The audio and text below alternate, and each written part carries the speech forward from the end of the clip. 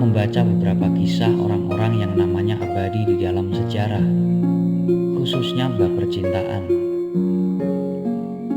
Tentunya ada fase di mana nalar bertanya keheranan dari cerita tersebut. Kok bisa ya?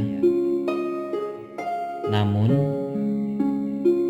setelah mencari jawaban atas pertanyaan-pertanyaan logika itu, semua penjelenterehan tidak bisa saya terima dan mengerti.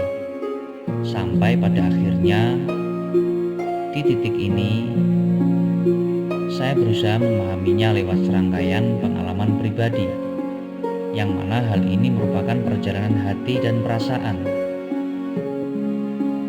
Seperti misalnya, kenapa tokoh seantagonis Rahwana yang begitu keras kepala berjuang untuk mendapatkan cintanya Sinta, tetapi tanpa menodai kesuciannya sedikit pun selama dalam penyekapan, sampai harus bertarung dengan Rama.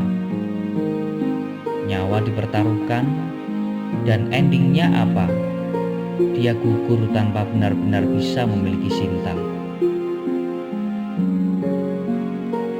Ada lagi kisah dari Basroh, Irak.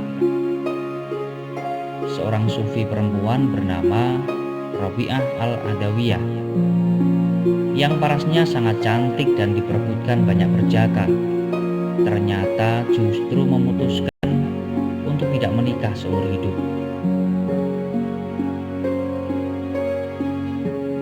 Di negeri Arab,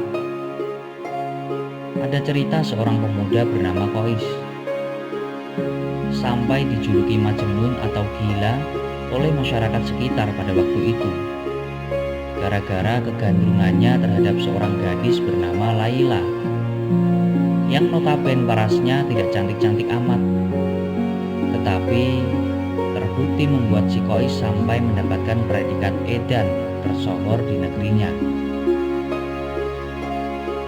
Sampai suatu ketika, Qais memutuskan untuk tidak menikah seumur hidup dan memilih menyendiri di tengah hutan belantara tatkala cintanya kandas tidak mendapatkan restu oleh orang tua si Laila.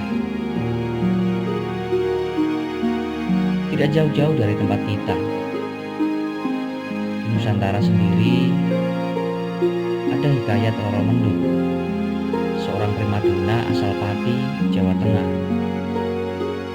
yang belakangan ini disinyalir sosoknya merupakan cikal bakal lahirnya SPG atau Sales Promotion Girl, berkat kiprahnya di bidang rokok atau kretek di zaman itu. Dia bukan lagi sekelas primadona desa, melainkan primadona kelas elit di bawah bendera kerajaan Mataram. Singkat cerita, saking cintanya terhadap seorang pria bernama Pranacitra, Roro Mendut ini tidak bersedia dipersunting oleh siapapun. Bahkan lamaran seorang Tumenggung Wiraguna, kalau sekarang setara dengan Panglima TNI, itu pun ditolak mentah-mentah. Sampai suatu ketika, dia mengetahui bahwa orang yang dicintainya terbujur tanpa nyawa di hadapannya, akibat ulah bengis sang rival, yaitu Tumenggung Wiraguna. Spontan dia membuktikan dharma setia janji sehidup semati dengan Pranacitra. Dengan cepat, dia menghunus keris Tumenggung Wiraguna untuk ditikamkan sendiri ke tubuh molek berparas menawan ini. Tewaslah Roro Mendut di samping jasad kekasihnya.